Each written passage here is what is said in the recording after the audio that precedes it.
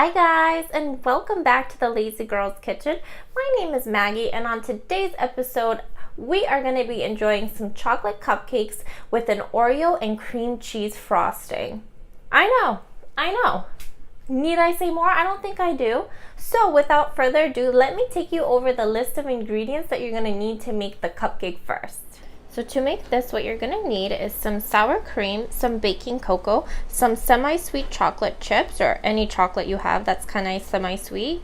You're going to need, in this little bowl, what I have is some baking soda and some salt, an egg, some vanilla extract, milk, flour, sugar, and then butter that I just slightly melted in the microwave. So the first thing I'm going to do is I'm going to add my milk into my saucepan, and I'm going to let this get nice and hot without bringing it up to a boil, and then I'm going to pour it into my chocolate chips and let it melt.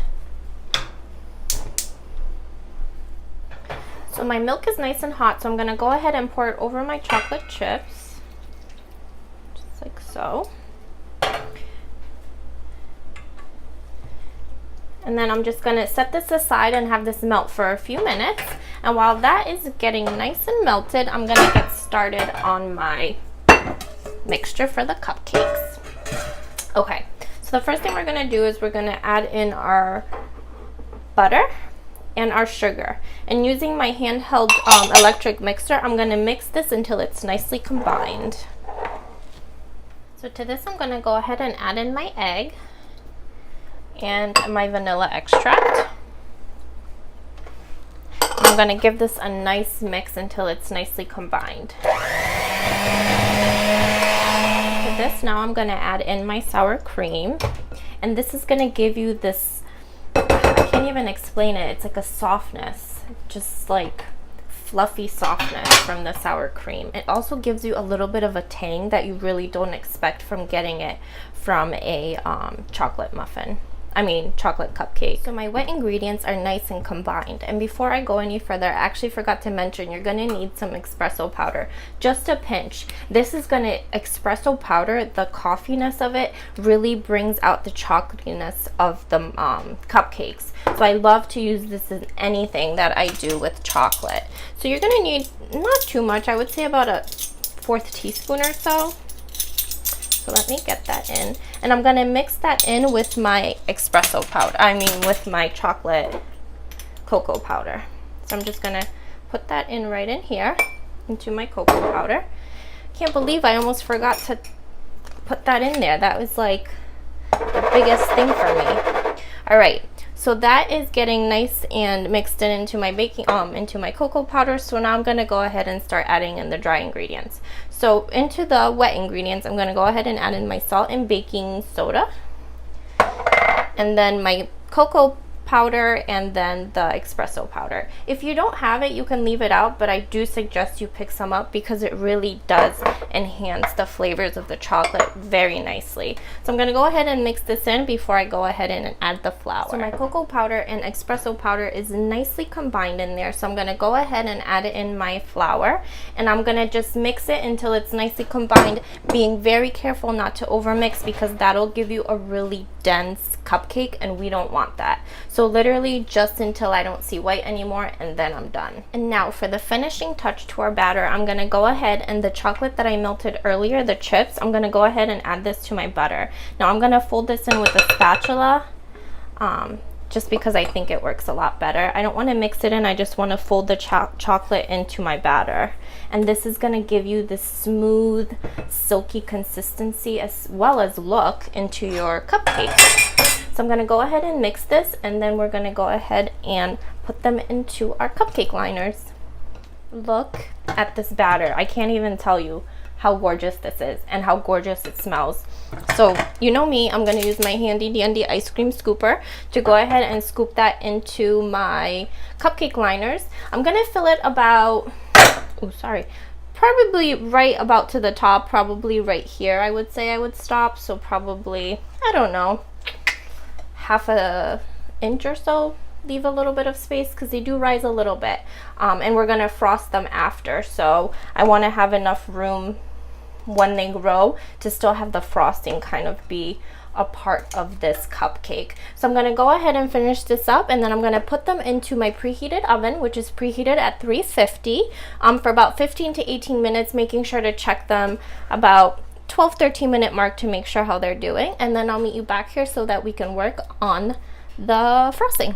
So to make our Oreo frosting, what you're going to need is some cream cheese softened at room temperature, some powdered sugar, vanilla extract, unsalted butter, also softened at room temperature, and then I took some Oreo cookies, took the filling out, put them in a plastic baggie, and went to town with a hammer, and now they're nice and crushed. So the first thing we're going to do is, to our cream cheese, we're going to go ahead and add in our melted butter, or our softened butter, I should say.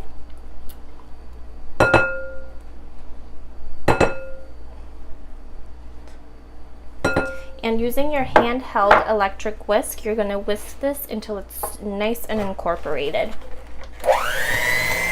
So my mixture is nice and smooth. It resembles velvet almost. It's just so beautiful and shiny. So to that, I'm going to go ahead and add in a splash of vanilla extract. And I will have the measurements of everything written out for you on the website. And I'm going to mix this until it's nice and combined. Nicely combined now. So what I'm going to do is I'm going to take my powdered sugar, and in stages, I'm going to say about half a cup to 3/4 of a cup at a time. I'm going to start mixing it in with my mixer, and then we're going to finish it off with our cookie crumbs.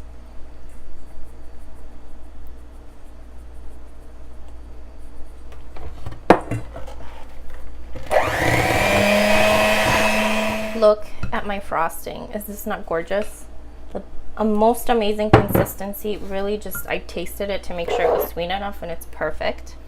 So what I'm going to do is I'm going to take in my crushed Oreos, and I'm just going to mix these in by hand because I don't want the mixer to crush any of them. I still want that to have a really beautiful crunch and resemble like an Oreo cookie. So I'm going to finish mixing this up by hand, and then I'll meet you back here so we can frost our cupcakes. All right, so here are my cupcakes. Look how beautiful they are. I want to show you. Oh, you can't really see inside, but I already opened one just to make sure they were good, and they're so soft and luscious on the inside. I can't wait to try these with you. So I put my icing into my piping bag. Now, you know, icing frosting is not my thing, so wish me luck. There we go. It's the best I can do.